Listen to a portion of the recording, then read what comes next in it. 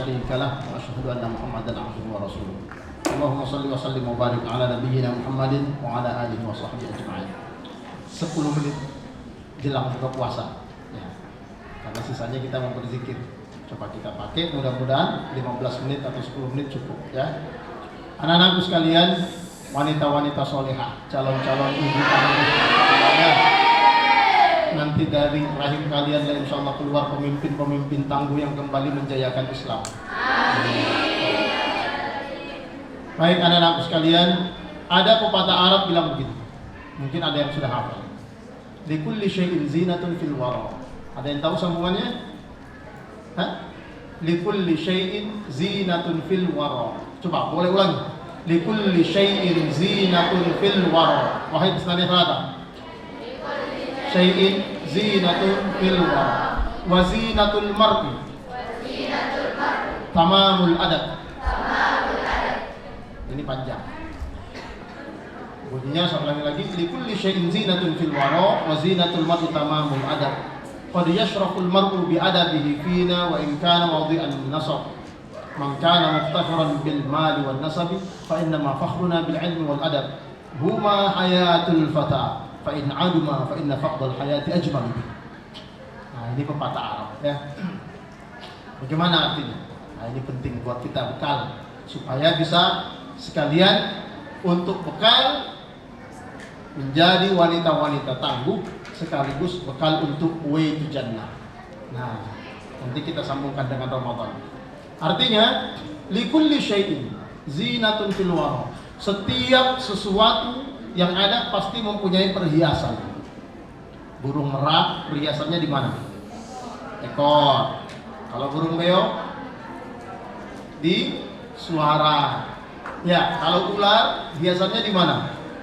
Sisiknya, kulitnya. Kalau ikan koi, sisiknya. Ya, baik. Itu ada perhiasannya. Nah, sekarang saya mau tanya, kalau kita ini perhiasannya di mana? Kepala? Di kaki? Di hati? Kalau perhiasan di hati tidak nampak kan? Gimana? Nah, coba kita lanjut. Likulli syai'in zinatun fil wara wa zinatul mar'i tamamul adab. Jadi perhiasan manusia itu seseorang ada pada kesempurnaan adab, kesempurnaan akhlak. Satu. Lalu kita lanjut. Ini kata Imam Syafi'i. Ya. Wa zinatul mar'i tamamul adab. Qad yashraful mar'u bi adabihi fina. Terkadang ada orang di antara kita yang menjadi mulia hanya karena adabnya. Contoh ya, ada kadang orang berhasil jadi dimuliakan orang karena adabnya. Wa in kana mawdi'an nasab, meskipun nasab keturunannya bukan dari golongan-golongan orang-orang bangsawan, orang biasa-biasa saja, tapi jadi mulia, dimuliakan oleh Allah karena adabnya. Man kana muftakhiran bil mali wan nasab, barang siapa yang membanggakan untuk dijadikan perhiasan bagi dirinya, yaitu harta dan keturunannya. Saya ulangi lagi, barang siapa yang membanggakan dirinya karena harta dan keturunannya, fa innama fakhruna bil ilmi wal adab, maka sesungguhnya kebanggaan kita sebagai orang muslim, manusia yang baik adalah ilmu dan adab. Coba dua, ilmu dan adab. Kesimpulannya di bagian belakang, huma hayatul fata. Keduanya ini, ilmu dan adab, adalah kehidupannya seseorang. Hayatul fata. Huma, keduanya, hayatul fata, kehidupan seseorang. Fa inna faqdal hayati fa in aduma. Fa in aduma, dan apabila keduanya hilang, fa inna faqdal hayati ajmalu, maka lebih baik kehilangan hidup daripada kehilangan dua tadi. Artinya apa? Kalau ada orang tidak berilmu dan tidak beradab, lebih baik mati aja. Kenapa? Ular saja hidup dengan hiasannya. Paham ya? Maka manusia kalau sudah tidak punya ilmu dan tidak punya adab, maka lebih baik mati. Kenapa? Ngabis-ngabisin beras, menghabiskan jatah makan manusia lainnya. Ya. mau digunakan tidak berilmu, mau diharap jadi khalifah tidak mampu, mau membimbing dan memimpin tidak punya kekuatan, mau didiamkan juga tidak bisa. Kenapa? Tidak punya akhlak. Mau dijadikan contoh tidak bisa, merusak saja. Daripada menjadi manusia yang merusak dan menghabiskan jatah makan orang lain, mati lebih baik, kata Imam Syafi'i. Paham? Jadi di mana letak perhiasan kita? Ilmu dan akhlak. Tapi ilmu itu banyak. Ada ilmu dunia dan ada ilmu ukhra, ilmu akhirat. Yang mana yang lebih penting? Kedua-duanya penting. Kenapa? Orang tak bisa berhasil akhirat kalau dunia nggak berhasil. Harus berhasil menata hidup di dunia. Cara hidup di dunia harus ditata dengan benar, dengan ilmu-ilmu dunia, tetapi patokannya adalah ilmu-ilmu akhirat. Maka tujuannya adalah akhirat. Baru bisa berhasil. Maka sahabat-sahabat Nabi itu bukan orang bodoh, apalagi Nabi. Ada tidak Nabi yang bodoh? Syarat menjadi Nabi itu harus zakiyun, pintar. Maka tidak ada Nabi yang tidak pintar. Nabi Adam, pintar tidak? Oh, jangan tanya. Ya, Nabi Idris. Apa kelebihan Nabi Idris? Hah? TikTok. Mana ada Nabi Idris TikTok? Apa kelebihan Nabi Idris? Nabi Idris itu orang yang paling pertama menjahit. Jadi penjahit pertama di dunia itu adalah Nabi Idris.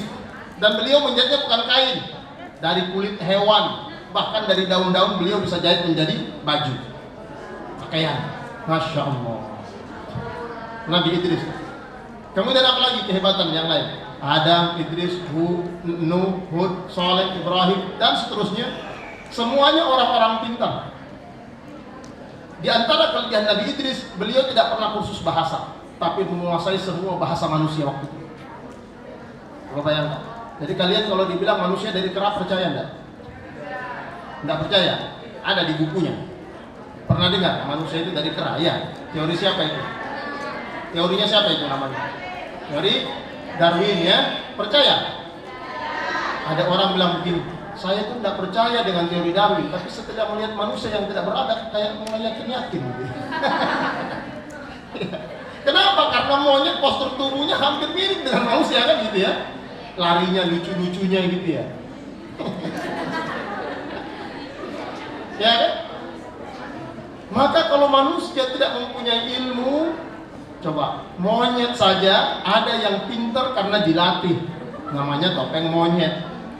Ya, lumba-lumba yang dipakai atraksi di kebun binatang di mana itu pintar, ditanya satu tanpa satu bisa jawab dia.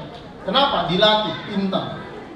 Maka manusia kalau tidak bisa pakai otaknya menjadi pintar, nah, kata Imam Syafi'i, muat apa?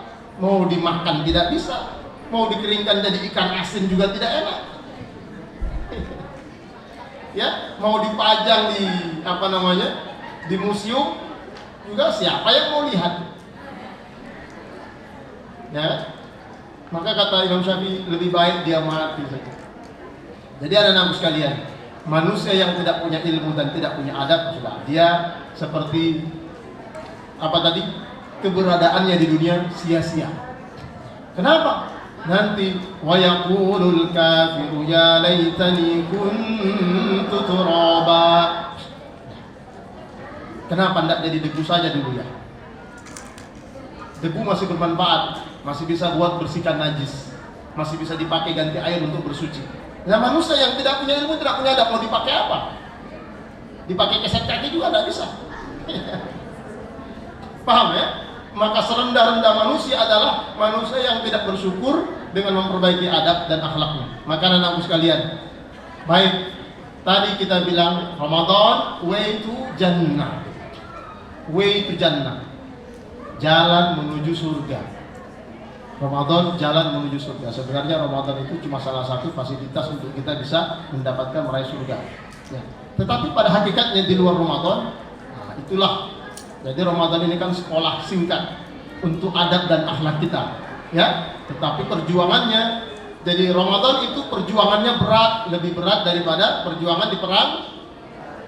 Perang apa yang Nabi ulang lalu mengatakan kepada sahabat, Raja'na min jihadil asr. Perang Badar. Jadi Ramadan itu jihadnya lebih besar daripada perang Badar, tetapi kehidupan di luar Ramadan jihadnya lebih panjang dibanding perang Badar. Jadi Ramadan lebih berat, tetapi jihad di luar Ramadan lebih panjang. Maka anak-anakku sekalian, jika berhasil kita jadikan Ramadan ini akhlak kita menjadi baik, maka insya Allah jagalah akhlaknya nanti. Yang mana sih akhlak itu? Mana itu akhlak yang mulia itu? Coba ada yang boleh bagi sama saya, silakan. Coba sampaikan. Saya mau tahu ini santri-santriwati speedy. Coba akhlak mulia itu di mana sih tempatnya? Coba kasih tahu saya. Di mana kita bisa lihat itu akhlak mulia? Ada yang angkat tangan. Ayo, silakan.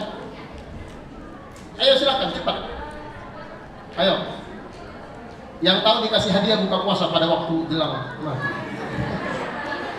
Baik, akhlak mulia di mana tempatnya? Di dalam Quran dan hadis Nabi SAW. Situ gambarannya. Nah, kalian belajar di pondok pesantren ini kesyukuran besar. Tidak semua orang bisa belajar agama dan punya kesempatan belajar agama. Kalau di pesantren kita belajar, telinga kita mendengar, mata kita melihat ustaz-ustazah, ya kan? Hati kita dibimbing terus, pikiran kita dipantau, kemudian dibimbing, dibina. Ya kan? Untung sekali. Minum berdiri ditegur, hehehe, ijlisi. Minum pakai tangan kiri, hehe, setan. Bukan setan, setonah. Jadi selalu dipantau, ditegur, dibimbing, dibina. Banyak orang itu tidak punya kesempatan mendapatkan bimbingan seperti itu. Coba bayangkan, saya mengisi pengajian, anak-anakku sekalian. Saya ini tinggalnya di Makassar. Saya mimpin sholat di masjid, lalu rutin memberikan pengajian. Orang-orang tua itu saya jelaskan tentang tata cara sholat, Safnya begini berdirinya, tangannya begini, bacaannya begini. Bayangkan, di antara mereka itu ada yang menangis. Kenapa menangis? Waduh Ustaz, saya tidak tahu bagaimana sholatku yang dulu ini diterima atau tidak. Ternyata banyak sekali salahnya saya. Coba bayangkan, sudah tua ini, baru menyesal. Kenapa? Dulu tidak pernah dibimbing tata cara sholat. Baru tata cara sholat dia sudah nyesal. Kalau saya ngisi pengajian, ada yang rambutnya putih semuanya. Begitu sudah selesai datang lagi, bertanya lagi, seperti tidak puas. Padahal pertanyaan itu saya ingat dulu saya pelajari waktu di pesantren kelas 1, kelas 2. Coba anak-anak sekalian bersyukurlah. Maka kesyukuran kalian di pesantren ada 3. 1, jangan keluar dari pesantren ini kalau kalian tidak berubah menjadi manusia yang berakhlak. Kenapa? Coba saya tanya, sudah berapa tahun kalian menjadi muslimah? Baik, sudah 20 tahun, sudah 12 tahun, sudah 11 tahun, ya 14 tahun. Sekarang lihat, setelah kalian menjadi muslimah 13 tahun, 12 tahun, 15 tahun, apamu yang dirubah oleh Islam? Coba. Apamu yang sudah dirubah oleh Islam? Betul, akhlak. Betul. Memang bagaimana akhlakmu sebelum Islam? Ya. Coba dengarkan. Ada orang dia muslim, sejak lahir muslim. Tapi dia tidak mengerti Islam itu merubah apaku ya. Ada orang yang bilang Islam itu cuma merubah jilbabku. Dulu saya tidak pakai jilbab, sekarang pakai jilbab begini. Kalau cuma jilbabnya yang dirubah, ada lagi yang bilang begini, saya itu tidak tahu apa yang dirubah oleh Islam, tapi kayaknya kehidupan kita yang dirubah cuma aktivitas saja. Yang tadinya bisa tidur subuh, sekarang nggak bisa, harus bangun subuh. Kalau Islam cuma membuat kita menjadi sibuk dan kita tidak berubah secara akhlak hati itu, maka agama itu tidak berfungsi pada diri kita. Paham? Tapi yang salah bukan agamanya. Siapanya yang salah? Orangnya.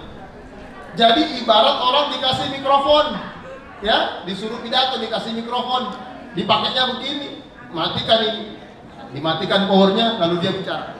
Begitu dia bicara ini, setelah bicara, ini mic-nya kenapa ini rusak, salah ini, bukan mic yang salah, kamu yang tidak tahu pakai mic. Maka agama itu jika dipakai dengan cara yang dituntun oleh Allah, maka agama pasti memberikan dampak pada diri kita menjadi baik. 1, dari pesantren. Yang kedua, jangan keluar dari pondok ini kalau ilmunya tidak bertambah. Bagaimana caranya? Maka setiap hari harus ada tambahan ilmu. Kalau ilmunya tidak bertambah, coba topeng monyet saja pintar, menjadi setiap hari lebih pintar setiap harinya karena dilatih. Ya, paham ya? Yang ketiga, jangan keluar dari pondok ini kalau kamu belum siap memimpin masyarakat. Untuk apa kamu keluar kalau tidak siap memimpin? Karena calon-calon pemimpin yang dibutuhkan di masyarakat itu yang dari pondok pesantren. Maka ada orang keluar dari pondok pesantren, dance-nya lebih jago daripada orang Korea. Kenapa? Karena waktu di pondok yang dia ikuti seni terus. Acara tari dance, giliran baca Quran ngantuk-ngantuk begini. Ketika dengar tausiah ngantuk-ngantuk. Tapi giliran nyanyi-nyanyi duluan, selalu tampil. Jangan kalian keluar dari pesantren kalau tidak siap memimpin umat. Kenapa? Di luar sana sangat-sangat membutuhkan orang-orang dari pesantren. Kalau kalian tidak siap memimpin lalu keluar, nanti akan merusak citra pesantren lain. Dari pesantren bedeng. Dari pesantren bedeng. Bukan pesantren bedeng, pesantren speedy. Nah, jadi anak-anak sekalian, coba 3 ini ya. 1 apa tadi? Jangan keluar kalau tidak siap akhlak. Yang kedua, jangan keluar kalau tidak siap ilmu. Yang ketiga, jangan keluar kalau tidak siap. Tapi Ustaz, tidak mungkin saya tidak keluar kalau sudah tamat. Masa tinggal terus?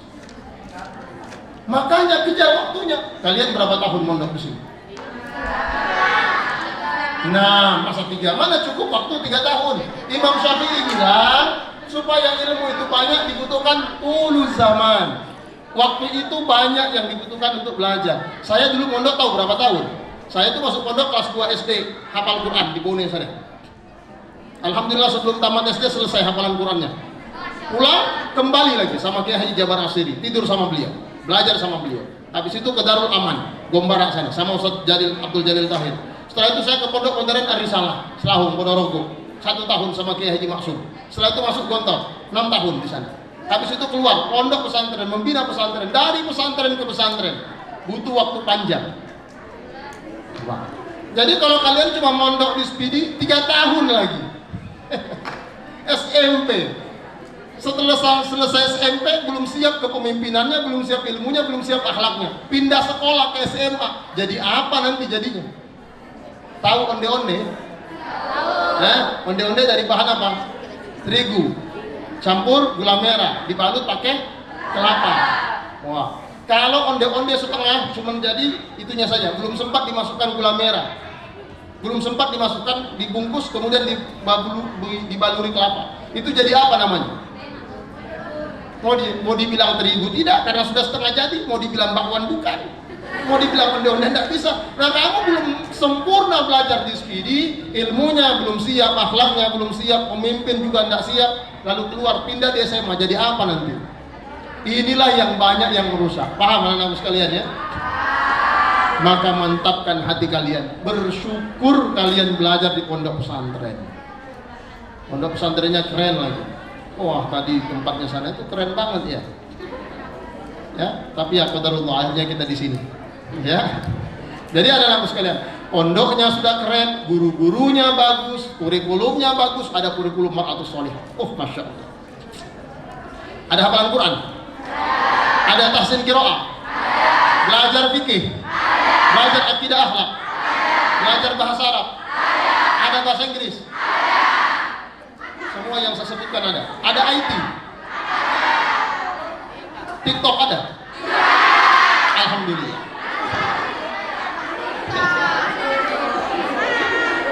Kenapa saya selalu bilang TikTok? Karena inilah penyakit zaman sekarang ini. Inilah penyakit zaman sekarang. Orang rela mengumbar auratnya dengan TikTok. Orang pakai jilbab merusak nilai Islam. Kenapa? Pakai jilbab lalu joget-joget ditonton jutaan mata. Ngapain? Ini tanda-tanda tak berilmu. Ngapain? Dibungkus lalu ditunjukkan dengan joget-joget. Buat apa? Paham ya? Makanya kamu sekarang ingat ilmu dan adab. Kalau kita jadi manusia ilmu dan adabnya sudah tidak ada, apa tadi? Fa inna faqdul hayati ajmalu bi. Lebih baik mati. Kenapa? Kalau dia hidup menyulitkan orang tua, kalau dia punya tetangga menyulitkan tetangga, kalau dia masuk sekolah pasti jadi masalah buat guru dan teman-temannya. Bahkan kalau dia dibuang di tempat sampah, masalah buat pengangkut sampah. Lebih baik mati saja. Baik anak-anakku sekalian, ya mudah-mudahan pertemuan yang singkat ini membawa manfaat untuk kita semuanya. Semoga Allah merahmati memberkahi kita semuanya. Ya Allah, berikanlah kami ilmu yang berberkah. Anugerahkanlah kami semuanya ilmu yang berberkah ya Allah. Dengan ilmu yang berberkah ini Engkau jadikan kami manusia yang bermanfaat untuk bangsa dan negara, untuk dunia dan akhirat kami. Semoga Engkau menyelamatkan kami di dunia dan menyelamatkan kami sampai di surga bersama anggota keluarga kami. Amin Allahumma amin. Subhanakallahumma wa bihamdika asyhadu an la ilaha illa anta astaghfiruka wa atubu ilaik. Assalamualaikum warahmatullahi wabarakatuh.